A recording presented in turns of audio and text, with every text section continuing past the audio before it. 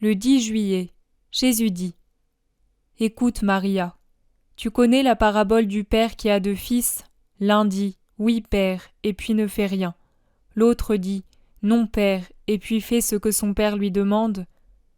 Je ne veux pas ici te faire méditer sur les devoirs des enfants et sur la beauté de l'obéissance. Non, je veux seulement dire que peut-être ce père n'était pas un modèle de père. La preuve, ses enfants ne l'aimaient pas. L'un ment, l'autre répond par un refus qu'il surmonte ensuite par un effort surhumain. Les enfants ne sont pas tous parfaits, mais il est vrai aussi que tous les pères ne sont pas parfaits. Le commandement dit : Père et mère, tu honoreras. Et celui qui l'enfreint pêche et sera puni par la justice divine.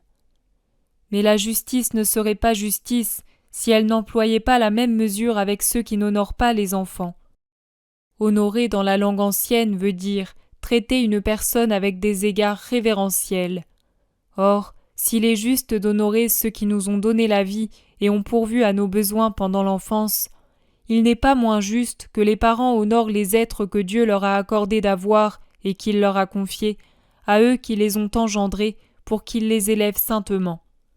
Trop souvent, les pères et les mères ne réfléchissent pas au fait qu'ils deviennent les dépositaires et gardiens d'un prodige du Dieu créateur. Trop souvent, les parents ne pensent pas que dans cette chair engendrée par la chair et le sang humain, il y a une âme créée par Dieu, laquelle doit être formée à une doctrine de spiritualité et de vérité pour être dignement remise à Dieu.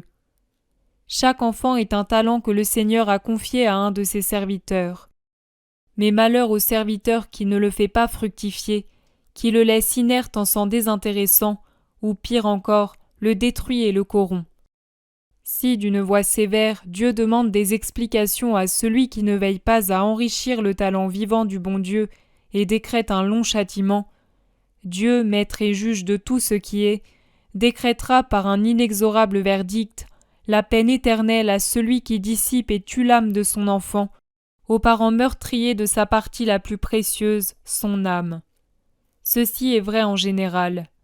Passons maintenant à ton cas particulier. Sais-tu comment tu dois aimer ta mère pour pouvoir continuer à l'aimer ? D'un amour uniquement spirituel. L'autre est inutile. Elle ne le voit pas, ne le comprend pas, ne le sent pas. Et elle le piétine, te faisant saigner dans ton humanité. C'est pourquoi je te dis, aime-la seulement spirituellement. Aime donc sa pauvre âme et prodigue-toi pour elle.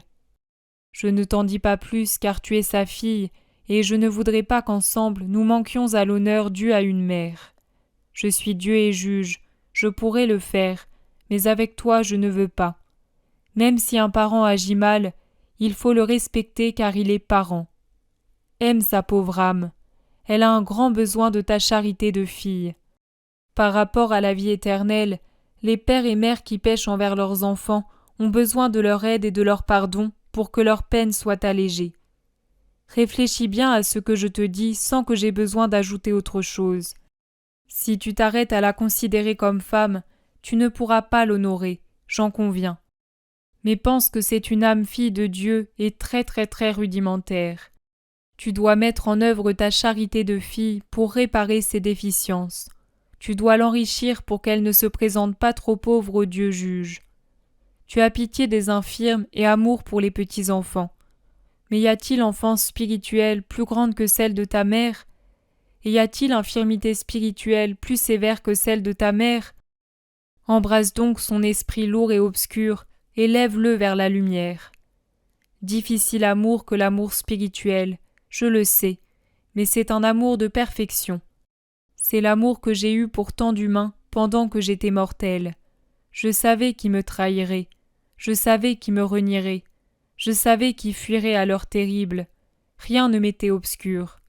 Eh bien, j'ai accompli d'incommensurables prodiges d'amour spirituel, car ma chair et mon sang frémissaient de répulsion quand ils sentaient les lâches, les renieurs et surtout le traître tout proche, pour essayer de sauver leur esprit.